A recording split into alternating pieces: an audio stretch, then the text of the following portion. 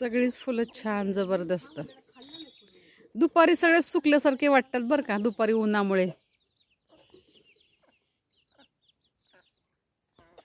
पहा ना हिला कसे गुच्छेच्या गुच्छे पहा, वेलवेट कलर, डौलदार एकदम. किती मोठे गुच्छे आहेत, बाप रे बाप.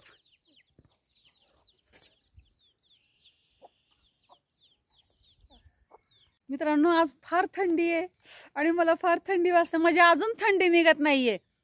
सकाळी 8:30 वाजलेले आहे तर सकाळची पण अजून थंडी येत नाही. आणि आपला शोने बघा कसा झोपलाय आळ करून. कोणाचीच कुत्री बघत नाही, पाठीमागं सगळे तराट झोपतात आणि ह्यालाच लय काम असतं. हाच नुसतं रात्रभर बाहेर कुई बाहेर येण्यासाठी आणि नुसतं भुकतो.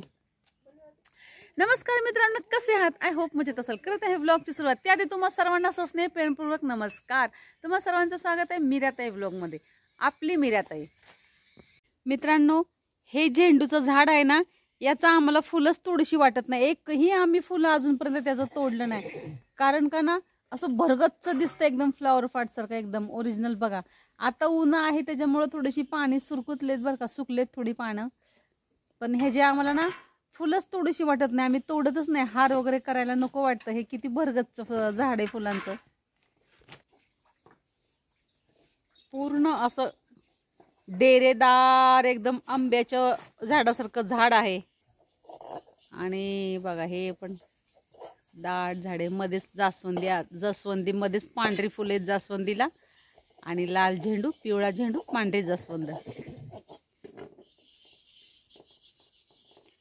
आणि मध्येच नारळ पण ग्वाही देतो. नारळ हात हलवते मोदी सारखं, मी पण आहे रे, माझ्याकडे पण पहा असं म्हणून. आपली रातराड, हे काय म्हणतात ह्याला, पारिजातक फार बहरून गेलेलं आहे. आपली केळी, याच्या खाली असं वाटतं खाट टाकावा, एकदम छान वाटते गार. कारण का आता आम्ही उन्हात ना आलोत ना, याच्या खाली फार छान वाटतंय. मित्रांनो पहा आपल्याला काय झालं इकडे. आता आपली केळी बघा, केळीचं फळ पहा. आता याला केळी लागतील हळूहळू. कशी आपली केळी वेली बघा.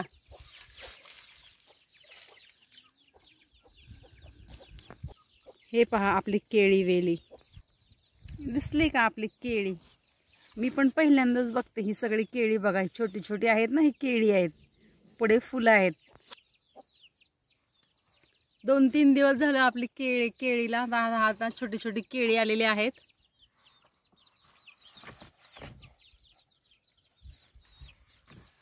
आणि अशीच हे काय, हे बघा इकडे पण केळी. भाजी पण करतात म्हणे केळीची, काय आम्हाला माहित नाही, कधी केली पण नाही मी. असेच असं आता ही छोटी छोटी इकडे हे लागत येतील केळी आपल्याला.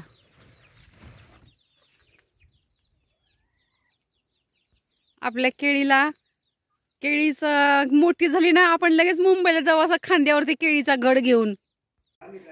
मित्रांनो आज शेवट केला हर हर महादेव त्या खुरपणाचा, तिकडच्या लांबच्या शेतातलं आज काम आवरलं आपलं. बरोबर आज 8 दिवस झाले, पूर्ण आठवडा झाला. लांब जायचं म्हटलं तर घराला लॉक आणि सगळ्या वस्तू धरफेक घरात. आपली दिदी होती म्हणून आपल्याला एवढं लवकर झालं ना, ते लवकर झालं नसतं. अजून शेजाऱ्या पाजाऱ्यांचं राहिले बरं का, त्यांचंसुद्धा राहिले. त्यांच्याकडे जास्त माणसं असतात, त्यांचं काही विषय नाही. पण आपल्याकडे काय, मनुष्यबळ कमी, काम जास्ती. तर आज आपण काय केलं, मोबाईलच नेला नाही मी रानात. सकाळी वेळ झाला हो, रोजचंच आहे. 8:45-9 वाजले असतील. 12:30ला आम्ही घरी आलो. तिथं आम्ही नाश्ता नेलेला, चकल्या आणि लाडू नेलेले. एक काका आले तिकडून जाताना, वैष्णवपंत होते ते पण, आणि थोड्याशा गप्पा मारले त्यांनी. तर त्यांना पण मी थोडंसं फराळ दिलं. नको म्हणत होते, जबरदस्तीने थोडंसं खाल्लं, अर्धाचं लाडू असं. पण छान वाटलं असं तिसरं माणूस कोणतरी शेवटच्या दिवशी. आणि असं रोज आहे ना, ते गवत घेऊन येतात इकडे. आम्ही नाश्ता केल्याच्यानंतर ते घरी येतात पाणी बिणी पाजायला, आणि नंतर मी एकटी खुरपते. नंतर पुढे मला जात नाही. 12च्या नंतर. मग हे जेवण घेऊन आलं की असं वाटतं जाऊन दे आता जेवावाच. मग घड्याळातच बघायचं नाही. 12:30 वाजो, 1:30 वाजो, 1 वाजो बसायचो आम्ही. मग ते थोडासा तो गॅप. तरी पण आम्ही भरपूर कामं केली बरं का, कारण का मजुरांकडनं एवढं होत नाहीये. हल्ले डुल्ले चालू असतं. मग बसा, पाणी प्या. तसं आम्हाला टेन्शन होतं, हे कधी होतं, हे कधी होतंय. खुरपण म्हणजे काय सोपं आहे का हो?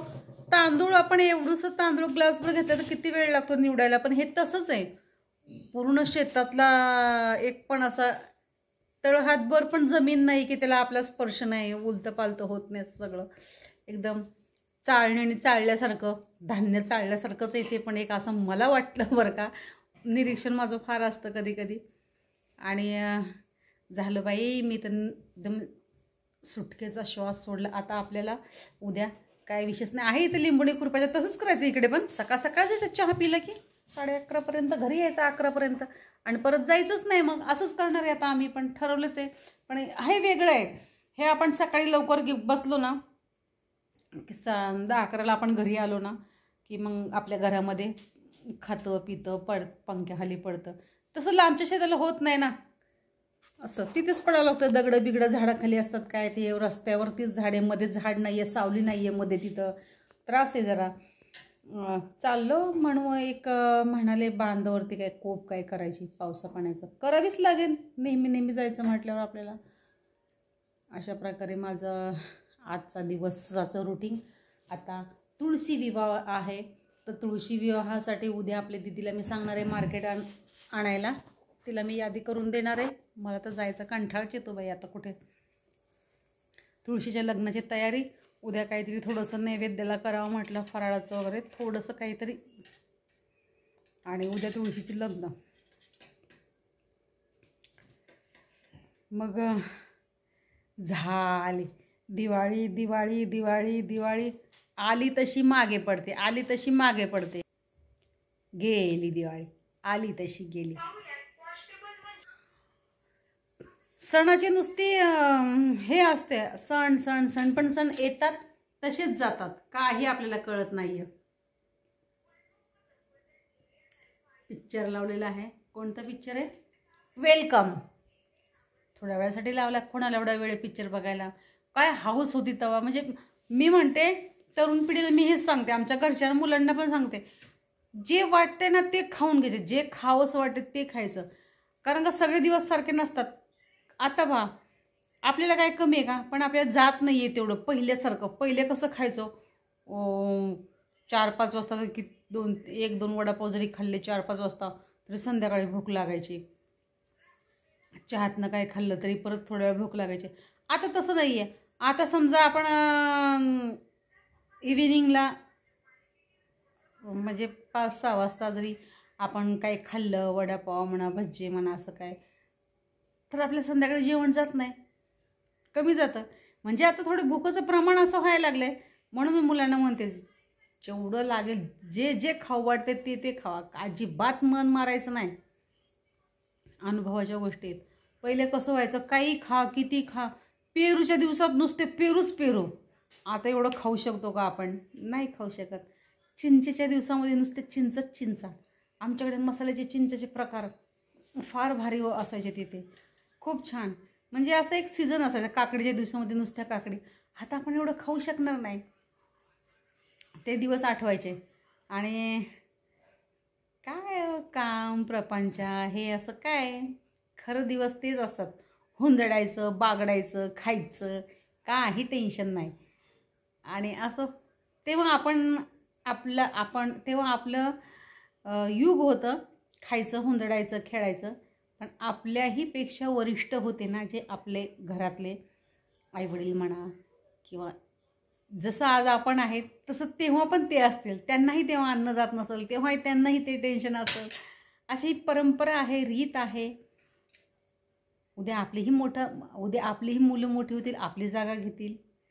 काही सांगू शकत नाही. नियतीचं चक्र आहे, असंच फिरत राहत असतं.